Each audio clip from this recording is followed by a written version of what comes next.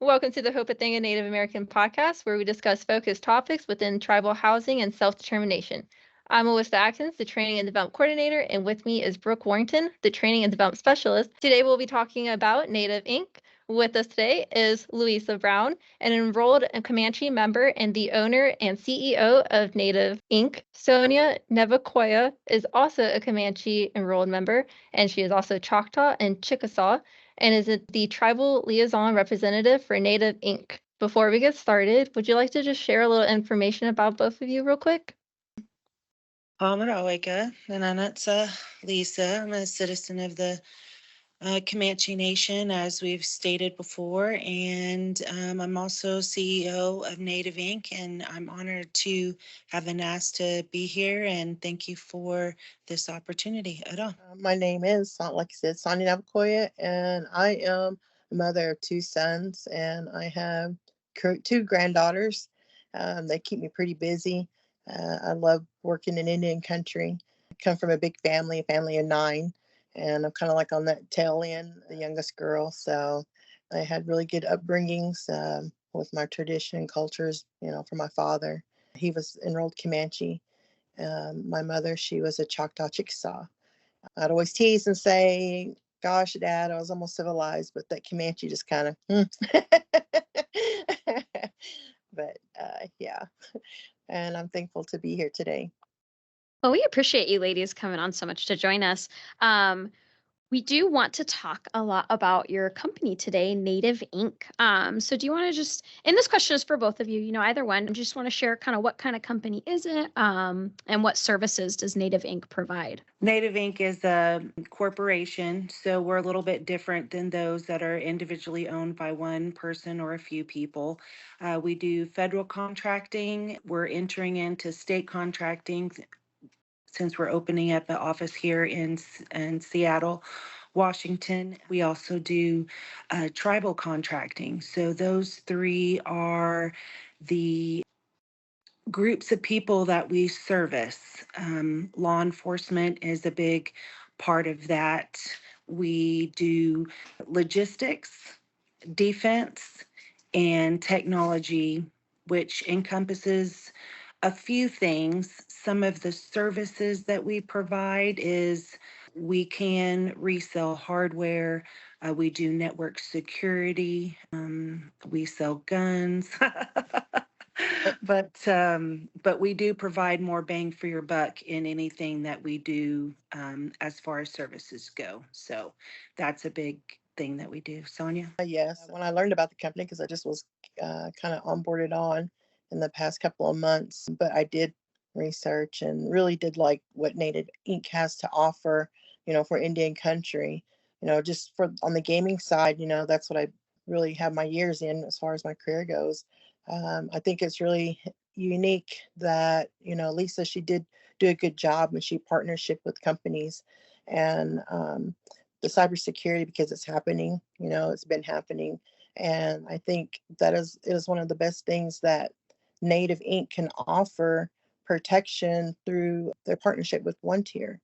They offer a free service, which they do not do that for any companies or firms, but because of the partnership that Lisa developed, she made that one of the priorities for Indian country. And I really did like that, saving us costs and also wanting to protect our tribes. That is absolutely incredible. Man, I have so many questions already. But before we dive into everything, can you go ahead and tell us what inspired you to be a business owner? Well, I was most of my life, I guess, I've been in the service industry, management service industry. Um, After I moved out from that, I was an assistant to the receiver. I don't know if I should mention his name, but he takes care of all of the federal and state acquisitions for Oklahoma and the tri-state area. And one of the properties that we had in our possession was a resort in Cherokee Tribal Nations territory. And it was important for us to give them the first shot at the property. We incurred a lot of opportunities that was continually told to me, Lisa, kind of put your money where your mouth is, go to school, figure out how to solve these opportunities that you're continually telling us about. So I went ahead and did that. And one of our, the CVO, Frank Anthony, he pretty much was a government procurement guru. And it was like, okay, we'll just appropriate him for what we're getting ready to do. And where we see a lot of opportunities is paper pencil infrastructure. It's even in the federal government. So what we do is provide real solutions that have evolved to the best that they can be right now. And it may not be in the United States, it may be overseas, it may be in in a state where they're not really getting the word out, such as our non-lethal, right? Our non-lethal was in a specific state. It wasn't out there, but the BIA had at one of the Native American law enforcement conference was like, oh no, I think it was a defense contract conference. But overall, they were like, go find us a non-lethal. That's not a beanbag. That's not this. That's not that. That's whatever. And so we did that. And it's more accurate. It's not going to cause as many injuries, but it can stop a knife coming at you aggressively and debilitate that person where both parties live. And that's the priority we have. To me, it's a big solution where two individuals are out of their mind, right? Their biases come into those solutions. And so this provides everybody to walk away. And those are some of the products that we bring to the table that haven't been introduced before. So that is the main reason why I chose to become a business owner, is to provide real world solutions that may not have ever come into the communities that we are a part of. Real quick before Brooke asks you her next question, that was truly inspiring. Just mentioning like you're going to bring solutions to the table. You didn't like what you heard, you didn't like what you saw, and you were like, I'm going to do something about it. And then you came to the table and you were like, so thank you for that incredible answer. Yeah, I was just gonna say that's great that you had your passion already there, and then you allowed that to fully form into purpose, and now having the work that you do, and just like Awista said, seeing that need and then bringing solutions to the table to fill them. That's absolutely incredible.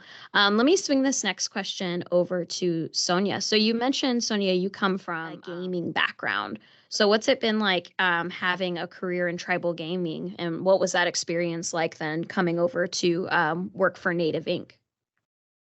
Well, had a lot of years. I started in gaming probably in 2000. 2000. And I started out as a cashier of all things. I really didn't think my life path or this would do anything. I thought it was just temporary. But as I was going to school and working, I mean, I was like super busy and a mother, and I felt like all the experience I take, these 23 years, and sometimes I try to get away from gaming or go somewhere else, but it always led me right back to gaming. And it was kind of funny when I was talking to Lisa, and she goes, well, a lot of people networking, and she talked about cybersecurity, and here come the word gaming. And I was like, oh yeah, I have a lot of networking and gaming. And so it's kind of ironic how, I try to get away, but just something always brings me back to working in gaming in Indian country. And I really think the experience there of having to, I was a compliance training specialist. Among other things, I kind of worked my way up as I was getting educated and, getting a better position. And it kind of, with compliance, it was learning everything about the casino, having good communication with different departments, and always working with the state or NIGC, or it just depended on what was going on. And it helped me develop better communication skills. It helped me to be better organized, and because there was a lot of failures here and there, but I learned from it. And so coming in this area to help, and that's kind of like one of my goals and visions was to bring something to Indian country. And I thought this was just really positive. And Lisa started telling me these things. I thought, wow, this is incredible stuff. And because I had to really research, who am I going to work for, as a consultant. But I really liked it so much. Like, I want to work for you guys. I want to do this. Yeah. I was like all about it, and learning everything they do. And she's talking about, non-lethal. I mean, I've seen a lot of things happen in the casino. I've worked in the casino. I also sat on the board for Comanche Nation, advisory board. Then I also sat on a Sac and Fox gaming board. So there's a lot of different things, scenarios with different tribes, and are the same but different, but we can have the same solutions, that Native Inc. can bring to them both. So after seeing the need of a more peaceful solution, a solution that is a true win-win, was there any uphill battles that you faced, or any challenges that you faced that you had to conquer? I think there's always opportunities where we as females enter into governments or executive spaces that may or may not have females on or in these spaces that we're going into. So even though that we are more experienced, we're not necessarily elders. So we have those opportunities to overcome, right? It's a good thing to always have Sonya in there because her family is so well known. Lower 48, Alaska, Hawaii, like they know her family. So it definitely, when we're in those type of conversations with those who are making real world decisions for their communities, it kind of levels out our Indigenous narrative. We are able to communicate in a better way through our indigeneity. And if you say that word in tribal setting, older folks than us, you kind of get a little backlash, but that's a big, that's where I see our biggest opportunity is how can we work together? And work together means that we listen, we try to understand without the biases that we bring in, and we move forward for our communities in a way that is cost effective, because the money we have in most of our communities is less than the money that other folks, counties, cities have the opportunity for. We don't have enough grant writers. We don't have enough this. We don't have enough that. And we can really work together to provide right now those type of solutions that says, hey, technology has more bang for your buck, right? So we need to we need to communicate with all of these technology centers, tech schools that are around our community and say, hey, you're on our land. No, just kidding. But seriously, let's work together, right? We have a 501c3. We have these type of companies. We can go after rebuilding roads. We can go after together with the county, right? We've got to build that relationship, and it's really, really complicated. It's not easy, right? We have got PL 280 states that think that they are the governing word in our law enforcement space, when some tribal communities do not have law enforcement to protect their communities. That's why we see so many folks going missing. We don't have the technology, which costs lots of money to provide better solutions right now. There's always going to be something better tomorrow. Nobody has the right answer today. And I think that is the biggest opportunity that I see out there, is nobody has the answer. We have right now a solution, and if it costs less and it's more effective, and let's go that way. Right. So that's what that would be it. Just being female. But So I love you mentioned that using your indigeneity as part of your business practice. Could you speak more to that? Is other than like the idea of like collectivism and really working together toward a common goal, what other aspects of like your heritage would you say come into how you conduct your business practices? And this goes for both you ladies. so I think I have a master's in Native American law from the University of Oklahoma, and having a master's is not easy, right? We have to decolonize. I did always ask questions. All right. They might say this incorrectly or they might say that incorrectly. And as a Indigenous woman myself, right? I'm Comanche. Um, Learning about my descendancy as being Cherokee, that's a complicated narrative, but I'm Thiva also. So because of that, it's a confusing conversation. Just the language that I speak as a beginner versus the language that some folks speak. It's always complicated.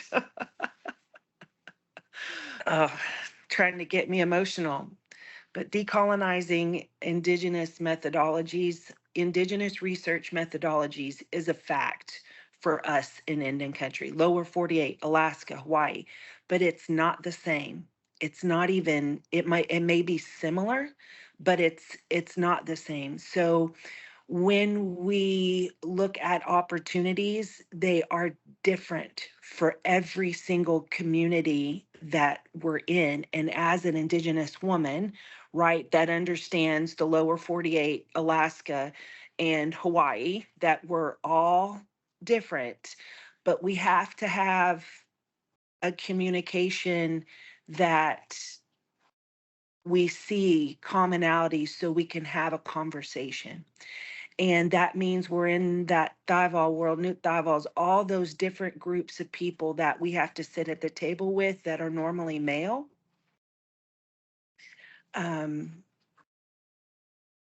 We have to speak up. We have to know that what we're doing is the best right now, and we're going to continue to look for the best and look for the best. But as an Indigenous woman, which some folks do not like that word in Indian country, but it's the reality. Everybody is from somewhere. All the ones that crossed the water a long time ago, that conversation where we talk about their grandparents, their great grandparents, and where they come from, and decolonize that white US Census box. That's indigeneity. That's the indigenous research methodologies that we learn when we are in higher education, is to continually push the bar of what that means so we can sit at the table as a woman.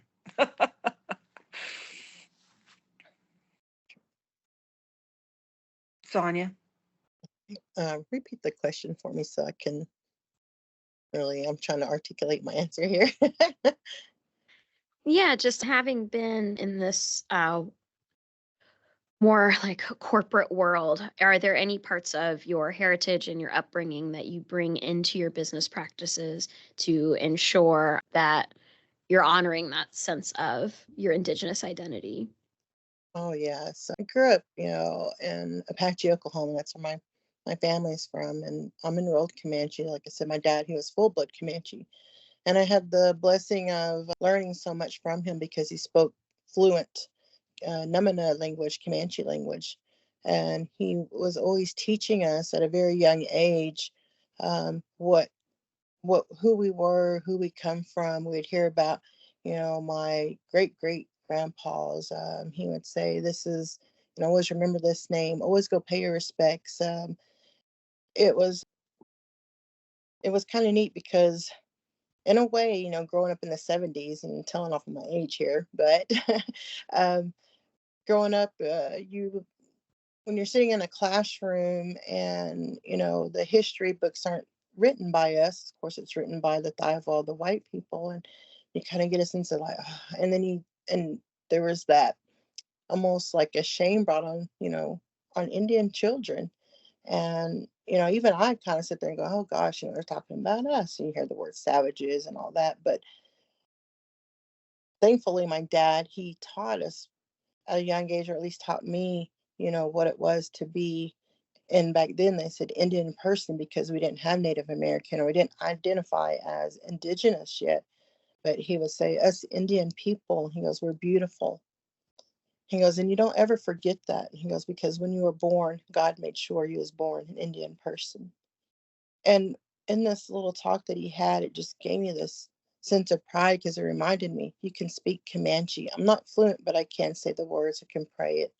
And he reminded me, I knew our Native American church ways also. And I sat in our Indian churches, of course, too, and sang in Comanche. He goes, it's beautiful, us Indian people.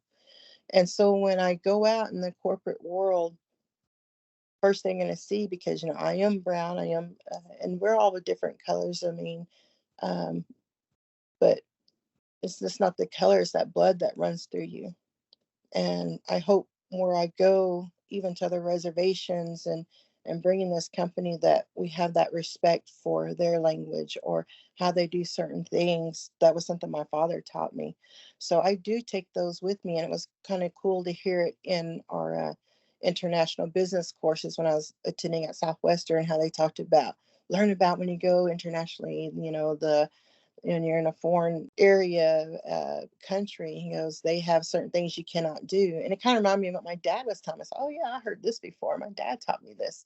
So I do carry those things around with me. And I'm proud that I grew up Comanche, going to the powwows, stepping in the arena and learning songs, at the powwows, and watching my dad participate and my family. So it was a blessing to have that, and I will always carry that. Like my dad said, he goes, no matter what, when you go throughout this life, you'll never be black, you'll never be Asian, never be white, any other race. You're always going to be an Indian person. You're a Comanche. He goes, we're beautiful. He goes, don't ever forget that. So those are really powerful and impactful words. I think I was at the age of 14 or 15 when he had spoken that to me. And I've always carried that with me. And when I would hear other children, or not children, but teenagers my age at the time in the 80s, I'm like, powwows, and kind of laugh around like, oh, like almost that ashamed. But I said, I go to powwows. And I was like, there's that sense of pride I carried. I'm not ever going to be, because that's who be ashamed, because I come from beautiful cultural people, ancestors. My father, he was so instrumental in carrying history. And it's important that I carry that wherever I go. So yes, I incorporate a lot of that stuff and make sure that, they know about us Comanches. One of the main reasons why we invited both of you on the podcast was just your sense of importance, and what you bring to Indian country is just so important. I'm trying to think of a better word than important, but that's just echoing in my head. It truly is. Our podcast is supposed to empower Indian country. It's supposed to motivate and hopefully will resonate with anyone who's listening. And that's why we wanted you on this podcast as Native women, to voice the struggles you've been through, the accomplishments you've made. And you absolutely bring a lot to the table. You have a voice, and anytime you want to be heard, you can come on this podcast and let us know. Truly impactful what you do and what you represent and bring to the community, Indian community, for Indian country specifically. I'm just at a loss of words. You should never forget who you are, and thank you for empowering not only those who are listening to the podcast, but everyone should feel empowered, and especially our Native women. You should speak up every chance you get. So thank you for that very powerful message. At this moment, I don't have a question, but I kind of do want you to touch up earlier when you mentioned guns. You thought you were like guns, and I was like, all right. And when I went on your website, I noticed like you had troops, and when I was reading into it, the technology that you provide. And I was just like, okay, I need someone to break this down for me a little bit more.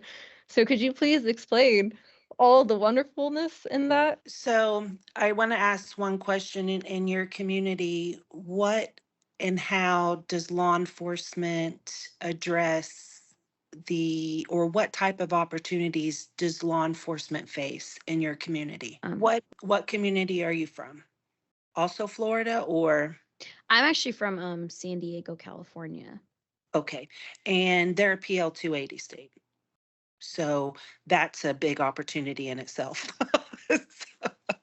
Not having the ability to do the things that you want to do for your community based on previous laws that were made before we went into serving our communities. It's complicated. Okay, so we've got Florida and we have California. Both are dealing with the cartel.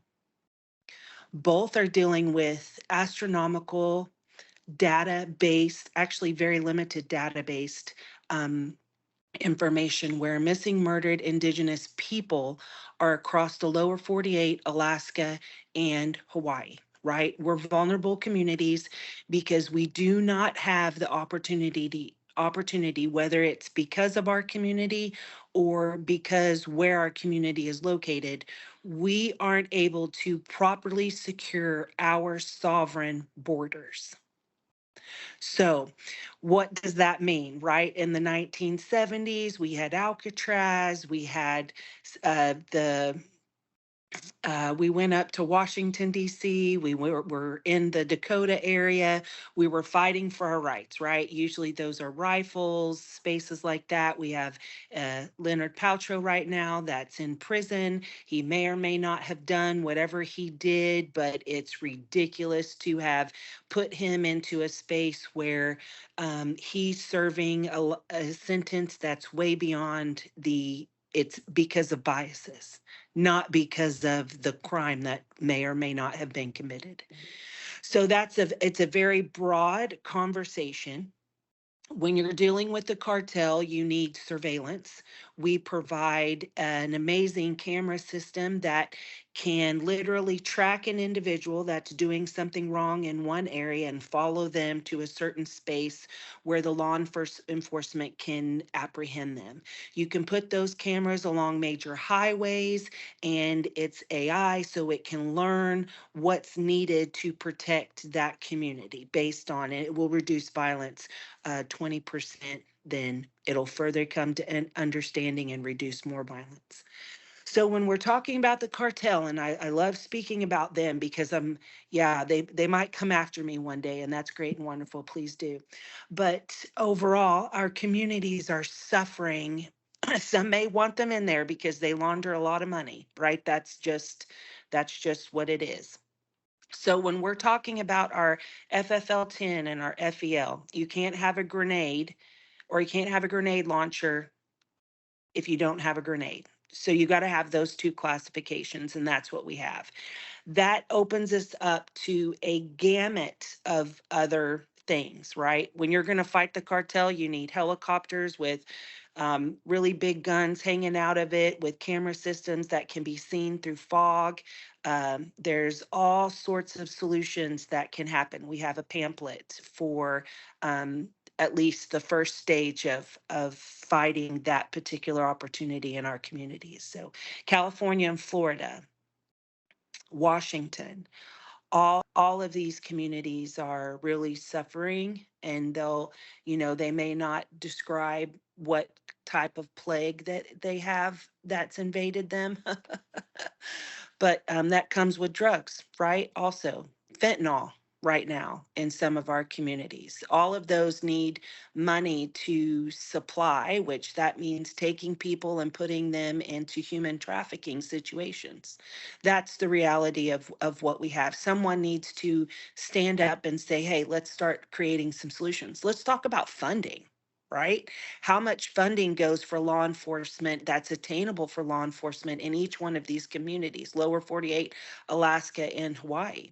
Very few and far between. So we've got to be very strategic in how we get this 501c3 money, right? It's got to be very particular. It has to have a very particular path and where that money's going to go. So we have to work together, because one group is really good at getting these types of funding, and they've got 28 police officers that cover 28,000 acres, or 280 million acres, right? We can talk about the Navajo Nation. We can talk about these communities that have really large land bases. We see it on Netflix or Hulu or whatever the law enforcement is. But ammunition and guns are expensive. And those two things, we bring more bang for your buck. That means we strategically align with these type of partners that bring we say, okay, we're just going to focus on Indian country. And they go, okay, that's great. And then we help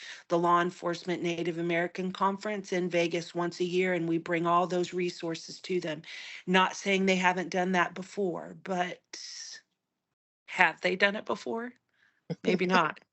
So that's what we do. We find a helmet that no one has seen before that protects from anything. All right, well, we're going to partner with you. We may not partner with these folks that have been here since 1911, but we're going to partner with those folks that are innovative, that are thinking outside of the box. And we are thinking outside of the box. I can't explain what we're wanting to do with a casing, but it's organic. So and I say organic because it's from the Mother Earth, and we're not, what happens when you shoot a bullet and that casing falls on the ground, right? You even think about the mining that goes involved with making that casing or that bullet, right? Three different things that unfortunately China has been purchasing over all these years. So we've got to think differently when we're speaking about those. So we've got a lot of folks that we've been speaking to that are higher up, and they're excited about what we can do, but all of that costs money. So that's one thing, some Indians don't have, so that's okay. That's okay. But we are working hard to bridge that gap of pencil paper infrastructure into technology and what that looks like now. It's just very complicated question, but we're willing to work at solutions for it. Our It chief visionary officer, he's the one who puts us in these positions, right? He's the one who envisions things, and we go, okay, let's go do it for Indian country, right? We've got I love what you're thinking. Now let's do it for Indian country. That's my thinking of it. And that's what we have in the cyclical nature of our organization is we bring folks. I'm a non-local. When you talk about, hey, what brought you to this fruition when you were younger? I don't have Sonya's story, right? My parents separated when they were young, and I ended up with my mom, who I love very much, and my family, that side of my family, who I love very much, but some of them don't even know that I'm Comanche. I knew I was Comanche, my whole entire life. I was fighting the system of the land run. I was fighting the system of lots of different things when I was younger, but that's all I've been doing most of my life is fighting. But that's, I guess, why we're so good at what we're doing. Because Sonya really does allow me to be calm and listen to the ones that we have to, that we are honored to be a part of. Not have to, but honored to be a part of, and be in these real conversations where logistics are concerned, where money is a concern, where the community in itself, right? Not enough people understand the opportunity. So it's hard for them to think outside the box for the solution. But just with our network security, it shows you the dollar of your vulnerability. And I would like to put it up to anybody's, and we have. Right. We have a lot of people that have been saying, hey, this, that, or the other, and they got this product and this product and this product. But when that conversation is involving and they think they have the answer, we have a better solution right now than what we see out there. That's okay. It's okay to bring a different solution, because the environment in itself is going to continue to attack us.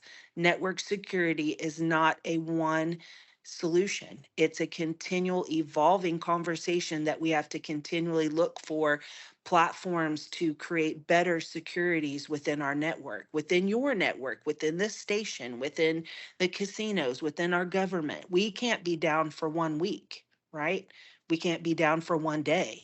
And how these worms and the dark web, you can go on there and order something and it will continually tap at your door, tap at your door, tap at your door. And then one thing um, goes out of date and you've got to upgrade, then it just sips in and it just sits there and waits, right? There's a lot of conversations that many of our communities aren't aware of. So they have to hire these groups outside to assist, and they cost this amount of money, this amount of money, this amount of money, this amount of money.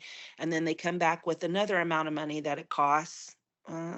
That's not a good solution either. So anyways, that's a whole nother conversation where guns are concerned, but we can offer a tank. I had one guy at SHOT Show who we saw these beautiful items, and just imagine them all on the four corners of our territory, sitting there Dopplering and seeing what's going on, and these balloons that go up that can see through fog, that will see the folks doing what they're doing and recognize that these are not good things. And so they'll alert the law enforcement, where we may have 12 officers or 13 officers, or maybe we have 30 officers, but maybe we just have one.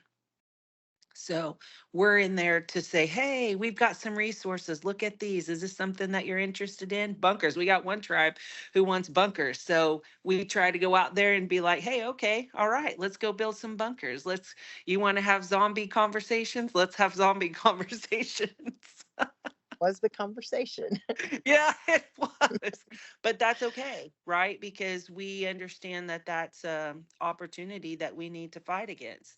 The zombies are sometimes the communities that we're in, right? We want to keep them, we want to do business with them. They want to bring resources to us because they're doing business with us. Great and wonderful, but we don't want any more violence in our communities. And I think that's just the basis of most folks. We don't want violence in our communities, whether it's native or not. Absolutely.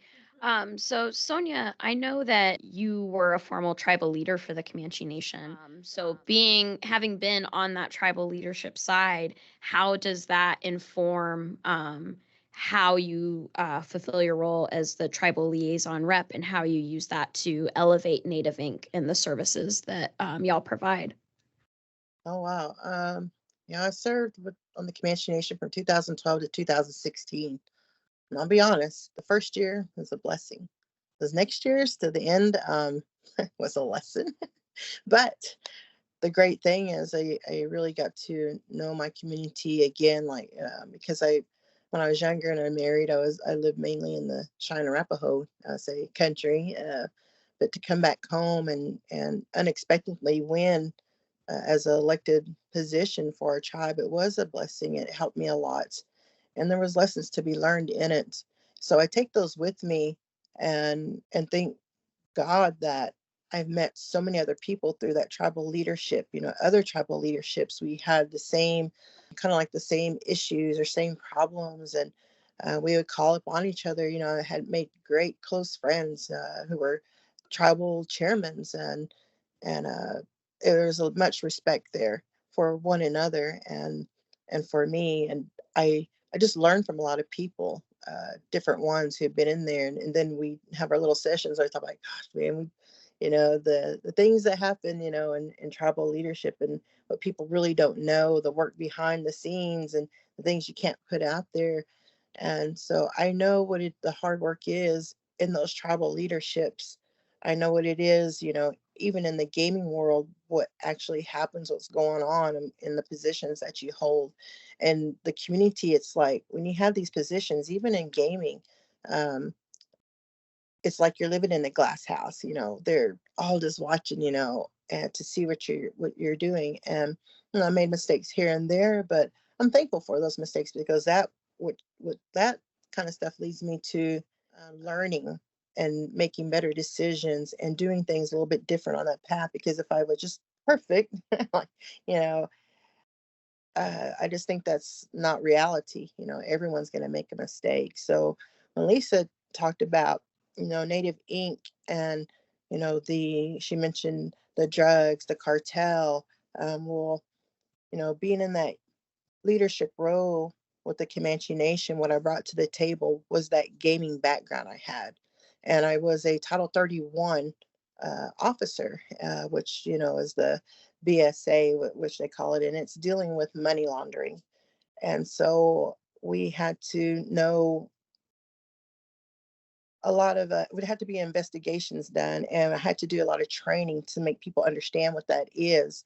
And one of the bigger things that is also happening in Indian country and at the casinos is sex trafficking. And that's where a lot of that, MMIW comes in and comes to play. And as we was talking about these things with one of the tribes, they were saying, yeah, we want something. And I don't want to laugh, but it's just like the protection that you want for your children, to safeguard your elders. And she was like, I want something that's going to shoot right through to that perpetrator. And it shows, because it's just so unfortunate how many of our people have gone missing. One of the latest, biggest ones was the young man that went to school at Haskell, Cole. I think Lily Gladstone was the one that, in honor of him, wore the braids, and it had a meaning. But it happens everywhere, no matter where you're at, because this young man, he was on the rise of being a great actor. So it's just not just even with them, but even with the ones that young kids, it doesn't matter what age, it's just a sad thing. So to hear tribes say, yes, we want this, to protect our reservations or to protect our headquarters, Native Inc., they can provide, those types of protections, the technologies that they have. And that's what I liked about them, is the technologies and the cybersecurity, that we talk about. They're going to go in, it takes a scan of all the network and all the nodes in that network to see if anyone is plugged in without permission to those networks, someone that can come in and use it for ransomware, because it has happened in Oklahoma. It's happened to the Cheyenne Arapaho tribes. It's happened to Wichita affiliated tribes. I believe the Seminole tribes. And I know that there is more. There's one up in Washington. But what the scan helps with is to determine, like she was saying earlier, it gives you a money amount of which you're at risk of losing. And she did say, we have a better solution, which I believe so true. If people met the whole team and the partnerships that we have and the knowledge that they gain. I mean, Lisa's so smart. She really did her homework when she partnered with certain companies, big name companies. And I was very blown away by, sitting and meeting with some of these people, even went golfing and said, well, what is it that you exactly do? And I was like, oh my gosh, that's like, I'm thinking, yeah, Lisa's a bad A, she's is a very smart woman. So with everything that Native Inc. has to offer, I back it 100%. I would love to go to Florida Seminole, and what's funny is when you say free, you think people are jumping on it, but they're like, free. It's free. I mean, they offer this free from they come in and do an external scan just to see where you're at, to see if you are protected. If you're protected, great. Then there's no worries, and we walk away. But if there's multiple vulnerabilities in those systems where it can hurt or shut down the casinos, because that's our number one revenue, is the casinos. And if we could determine that, and they say, hey, we need solutions, we can provide that solution. And it's up to the tribe how much protection that they want with these packages. And that's the beautiful thing about, Native Inc. It's not like, oh, you get either this or this option.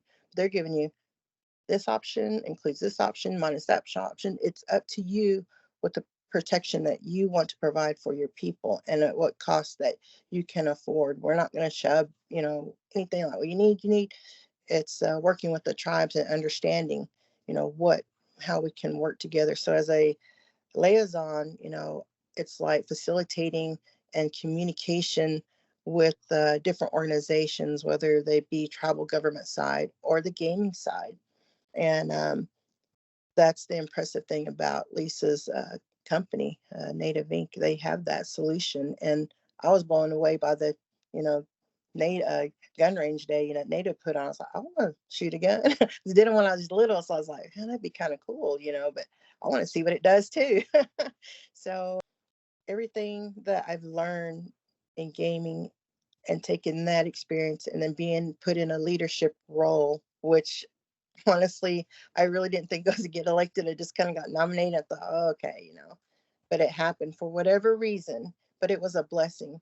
And I believe that, my path, it's in the Lord's will, wherever I go. And He blessed me to meet, Lisa and this company.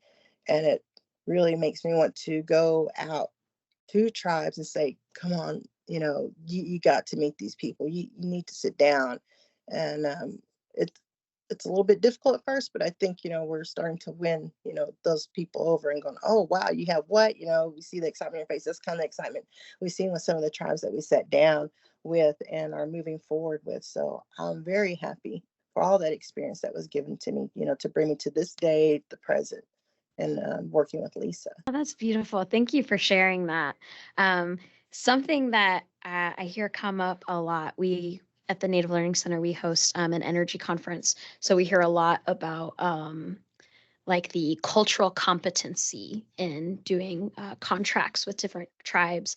And something that I hear brought up a lot is this idea that like when outsiders come in and try to work, they very much kind of stick to what they're used to of this is what we have, this is what you need, this is how much I'll pay. And I love that with Native-owned companies, it's not that. There's like this deep intrinsic respect for that self-sovereignty. And it's, here's what we have. What do you need? You tell us what you need.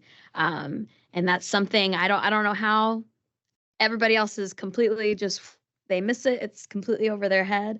But it's so pivotal. I think that's something really important that y'all bring to the table as, a Native woman-owned business, and that cultural connection with your business practices, and it's really incredible. Thank you. Do y'all have any advice? This will go for both of you, but any advice that you would want to give to your fellow Native American women who aspire to go into business? I'll let Lisa. I'm a firm believer in working smarter and not harder. We're in 2024 right now, right? We've had a lot of amazing men and women who have done amazing things in our communities. If we're just speaking about our community, having a strategic plan, please. If we don't plan, we fail. That's just how it is. Doesn't matter if it's in your elected time or the other person's elected time. We have to have a plan, and we have to build on those plans where we do work smarter and not harder. And I would say reach out to us, because not only do we have this, but we have Natuv Way Foundation, and both of those work in have a symbiotic relationship, right? Where we go into communities and they may not have the resources to pay for what they're needing, but we can, with Natuv Way Foundation, build that strategic plan to assist with whatever you see as a need in your community and work towards that. But if you're going to buy a 50 cal, you better buy it from us. If you're going to buy ammunition, you better buy it from us, just saying. Because when you buy bulk, it's cheaper. Do you think anyone else is going to give you a cheaper deal? No, but we will.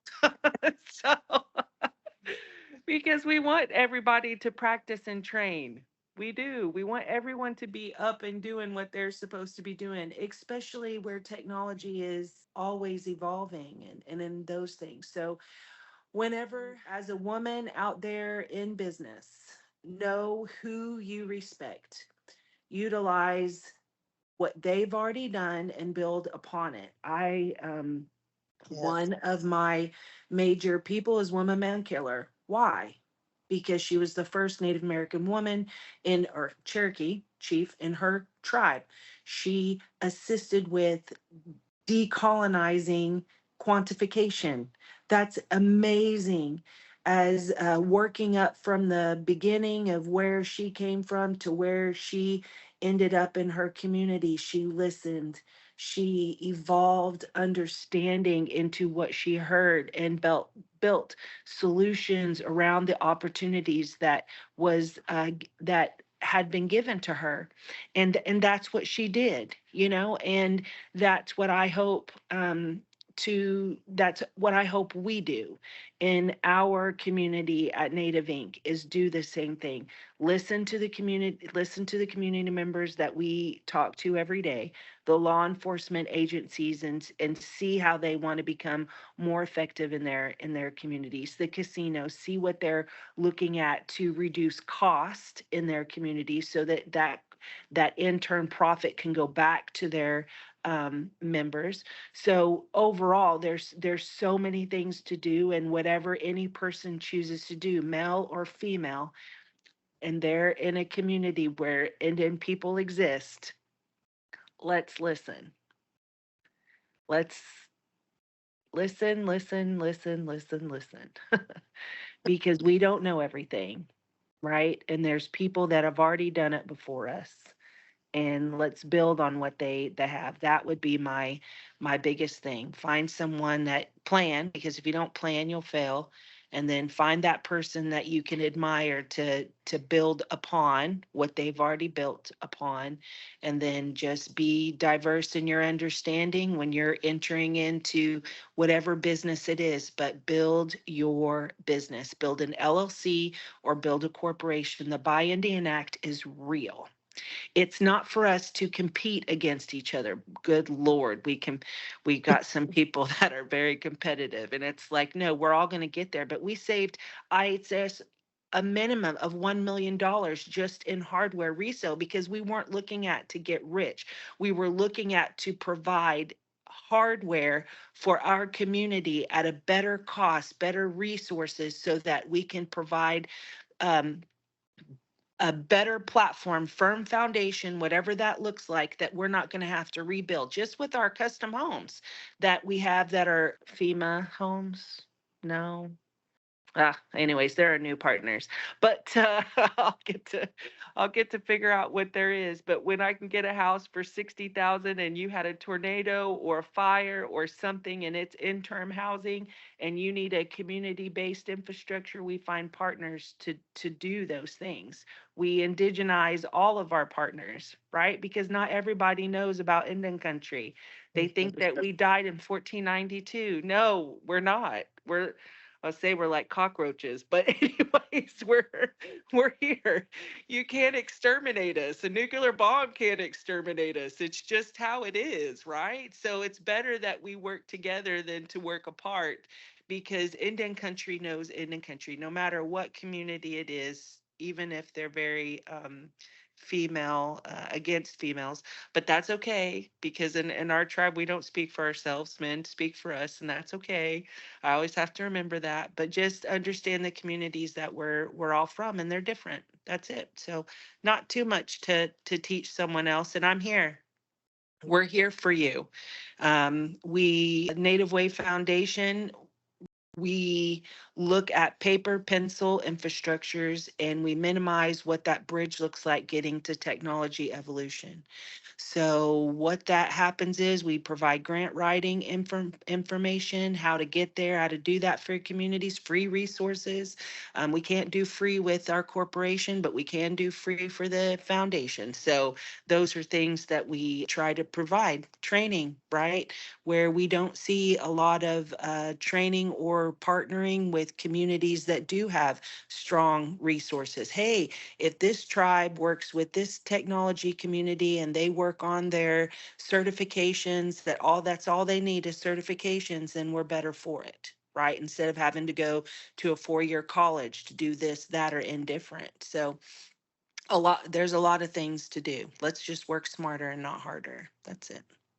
Yes, I for the young women out there that want to go into business, the advice that I have, I will be really honest about myself, and kind of like where I started. And it wasn't at the top, that's for sure. But I was 29, decided to go back to school, and had 2 young children. I was married, and I worked 2 jobs. I didn't have the most glamorous job, and it was like in a deli and getting paid $5.25 an hour. And then I had a second job, and that's when I started working for the casinos as a cashier and making probably 7 something an hour. And I remember one day when I was working at a deli, I was wiping down tables and stuff, and I thought, oh my gosh, I wanted to get really upset and feel bad, but inside of me, I told myself, this is just temporary. Something better is going to come my way. This is, let me remember, the humbling beginnings that I have. And here I am today, I've done a lot of things. I have a lot to say about, the places I've been, the places I traveled, the people I have met, the things I've learned, and even been through cancer and survived. I'm in remission. I'm just so thankful for that. And to be here today and looking back at where I started and what I have now, so thankful. I sacrifice, and that's one thing that you have to do and when you're really pushing yourself, I sacrifices it a lot of sleep. I sacrifice time away from my children, but in the end, it was worth it. And I raised really good sons, and I have granddaughters, and um, I'm going to go back and finish because I didn't get to finish, but that didn't make me any less because I was pretty close. I think like 15 hours from getting my bachelor's, but things happen in life. And so with the help of a native, saying, we want you to go back to school. So, oh gosh, I got a little bit scared, but here I am. I'm going to go back and finish. And that's a goal for me. And I just say to those young ones, you keep doing what you're doing. If you're educating yourself, if you're working hard, it will pay off. And you plan and you set those goals, yeah, you will definitely succeed. And come talk to us. Lisa, when we talk about admiring people, I admire her because she's younger, and she's very smart. She has a lot of ambition, and it comes along with, she's also rebuilding in her community herself, learning. And like she says, I'm new in the language, but you know what? She's doing it. I used to tell my kids, when you go and play basketball or get in a shooting contest or baseball, whatever it is, and if you don't win, if you don't get that trophy or medal or whatever sport you're in, that's okay, because sometimes we're not going to win everything. But the point is, you went out there, you tried, you achieved. That means so much more to me, because you know what you can do and what you can't do. And what you can't do, you can work on it a little bit harder to achieve it and become a little bit better. So, as my admiration goes for someone, it is for Lisa. It's, I just admire, the giving heart that she has for our young people, the things that she just, gives, we'll take some off and just give away, and her learning. I'm older. I'm almost close to that elder age, but I'm a woman that can speak now, because it is our men that do, in our culture, it's the men that do the speaking. But as a woman, when you go through your time, and I've done that, I can speak and I do have a voice. And that's one thing that my father taught me. He says, you have a voice, use it. He goes, you don't like something, he goes, speak about it. But when you speak, he goes, you better know what you're going to say, how you're going to say it, and you better back it up. Because it's very important that you know what you're getting into. Um, he was he was such an educator in so many ways, and so I take that with me. And my mother was just that supporting role. I come from a very unique family, uh, and I love that about us being an Indian family, and having all these things taught to us. And so take those things, that makes you who you are. And then also, if you have children, and I did it with children, you can do it too. I had people come and say, oh gosh, how'd you do? I'm in that same person. I said, keep on pushing. You can do it. And here I am, I'm going to be going back to school, and I'm going to do it. That's my goal. I want to do it for my granddaughters. I want to do it for my grandchildren, that are to come, for my other son, I'm waiting. But I encourage those women. We can do whatever we want, and use your voice. We are more powerful than you know. That's the second time you gave me goosebumps. Oh wow. Truly, every time you speak, Sonya, I'm like, oh my goodness, like it. You've got such an incredible story. It's just living proof that don't sell yourself short. Keep fighting, keep going.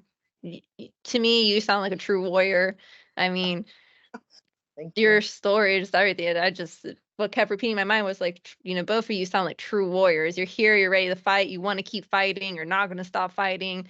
You demand respect for your communities, not only for your communities, but for Indian country. And, we truly appreciate you coming onto the podcast and speaking your truth. And I hope that resonates with our listeners.